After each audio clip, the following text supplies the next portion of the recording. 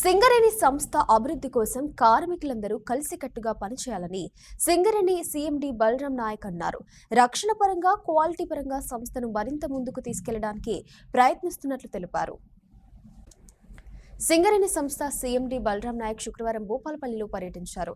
ముందుగా CMD ఫైరింగ్లైన్ mine ను సందర్శించారు. ఈ సందర్భంగా కార్మికులు, అధికారులు బలరాం నాయక్ ఘన స్వాగతం పలికారు. అనంతరం జరిగిన సమావేశంలో కార్మికులను ఉద్దేశించి ఆయన మాట్లాడారు.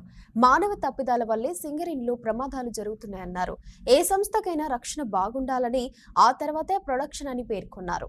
సంస్థ అభివృద్ధి కోసం ప్రతి ఒక్కరూ కృషి చేయాలన్నారు. అధికారులు అలసత్వాన్ని వదిలేసి సింగరేణి సంస్థ కోసం పనిచేయాలన్నారు. భూపాలపల్లి ఏరియా 500 కోట్ల నష్టంలో ఉందని తెలిపారు. అబ్సెంటిజం ఎక్కువగా ఉందని, సింగరేణి సంస్థ కోసం కార్మికులు 8 గంటలు కష్టపడి పనిచేయాలన్నారు. హైదరాబాద్లో సింగరేణి కార్మికుల కోసం ప్రత్యేక హాస్పిటల్ నిర్మించడానికి ప్రయత్నం చేస్తున్నట్లు తెలిపారు. ఈ కార్యక్రమంలో director operation LV Suryanarayana, director PP Venkateswarlu, director E and M Satyanarayana, Bhupalpally Singareni area GM Rajeshwar Reddy, కార్మిక సంఘాల నాయకులు, కార్మికులు పాల్గొన్నారు.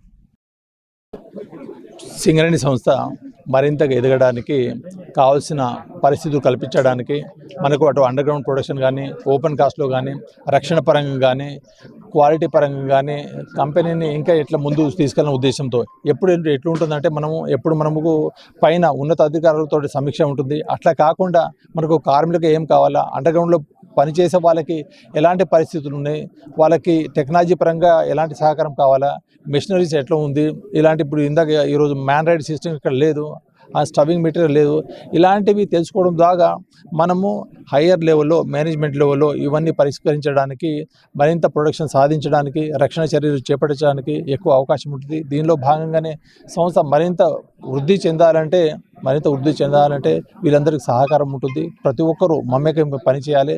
దాంతోపాటు ఇప్పుడు మనం విద్యుత్ డిమాండ్ పెరుగుతున్న దృష్ట్యా బొగ్గు ఉత్పత్తి మనకు తెలంగాణ జరుకు కానీ ఏపీ, కర్ణాటక, మహారాష్ట్ర ఎన్టీపీసీలకి సప్లై చేయాల్సి వస్తుంది. దాంతోపాటు క్వాలిటీ ఇష్యూస్ కూడా కొన్ని వస్తున్నాయి.